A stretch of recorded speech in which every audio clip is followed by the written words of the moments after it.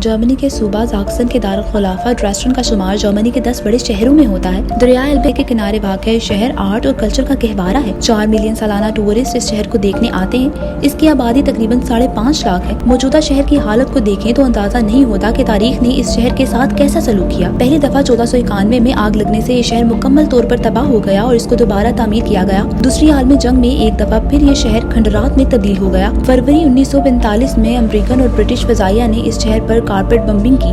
2 रातों में तकरीबन 25,000 लोग हलाक हुए और खूबसूरत शहर को खंडरात में तब्दील कर दिया गया। 1491 में जब ये शहर आग लगने से तबाह हुआ था तो इस वक्त हुक्मरानों ने इसको इटली के शहर फ्लोरेंस के आर्ट की तर्ज पर तामीर किया। इस शहर में फ्लोरेंस के आर्ट की झलक नुमाया नजर आती है। 16वीं सदी ईस्वी में ड्रेस्टन पोलैंड के बादशाह आगस्ट डोम की हुकूमत में शामिल था। इसकी ख्वाहिश थी कि वो एक खूबसूरत दारुल-खुलाफा तमीर करे। चुनाचा इसने फ्रांस के बादशाह लुइस 14 के फन तमीर से मुतासिर होकर एक महल जिसको ज़्वांगर के नाम से पुकारा जाता है तामीर किया और इसमें आर्ट, कल्चर और पेंटिंग के खूबसूरत फनपारे रखे।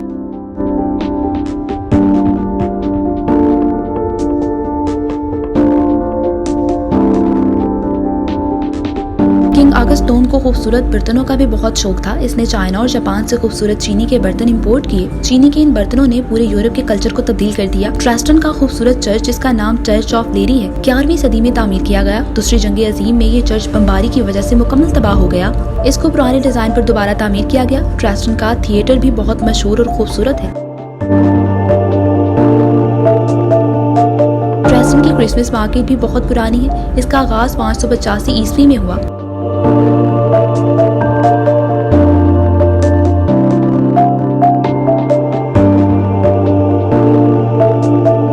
1907 में ड्रेस्टन में मस्जिद के डिजाइन के मुताबिक एक सिगरेट फैक्ट्री तामीर की गई। ड्रेस्टन पर हाउस ऑफ पेटन फैमिली ने 800 साल हुकूमत की। इसका 800 साला जश्न मनाने के लिए 1871 में एक दीवार तामीर की गई। इस दीवार पर आज तक ड्रेस्टन पर जिन हुक्मरानों ने हुकूमत की इनकी तस्वीर पेंट की गई हैं। दरिया एल्बे के किनारे बालकोनी ऑफ यूरोप भी मशहूर है। 1990 में जब मशरकी जर्मनी और मगरबी जर्मनी का मिलाप हुआ तो कारोबार के लिए मगरबी जर्मनी से पाकिस्तानियों ने साबका मशरकी जर्मनी के शहर का रुख किया। गुजरात के मशहूर सियासी घराने और चौधरी बरादरान की वफादार साथी चौधरी मोहम्मद यूसुफ ऑफ सारोचक के भाई चौधरी मोहम्मद यूनुस भी मगरबी जर्मनी से ड्रेस्टन आ गए। इन्होंने आज़ादी के बाद और ड्रेस्टन की मौजूदा हालत के बारे में जज्बा न्यूज़ से गुफ्तगू करते हुए कहा, मैं 90 के बाद जिस टाइम इस शहर में दाखिल होया उस टाइम इस शहर की बहुत बिगड़ी तिगड़ी हालत सी। सड़क टुटियाँ भजियाँ मकान कोई ना। इन्हें इस कौम के मुखलस होने की वजह तो अज ये जी ड्रेस्टन की सिटी शहर खास करके इलाका इतना खूबसूरत इन्हें बनाया है कि जोड़ा साड़ी सोच तो हट के। ड्रेस्टन की मुमताज़ सियासी और समाजी शख्सियत चौधरी तारिक पड़ाइश ने भी आज़ादी के बाद ड्रेस्टन के हालात और शहर की मौजूदा सूरत हाल पर भी रोशनी डाली। ज़ाक्सन का सब तो बड़ा शहर है ड्रेस्टन का नाम है। इतने जो पहली जंग हुई है बहुत ज़्यादा बमबारी भी शहर के उत्ते हुई है। तबाह हो गया बाद रशिया के अंडर चला गया जिन्हों के उस टाइम DDR कहा जाता है। 89 च आज़ाद होए ने। मेरा इतफाक उदों इत्थे होया आउण दा 89 दे विच स्टुटगार्ट तो ड्रेज़न शहर डायरैक्ट आउण दा। ते ड्रेज़ ऑफ इत्थों तकरीबन 200 किलोमीटर है।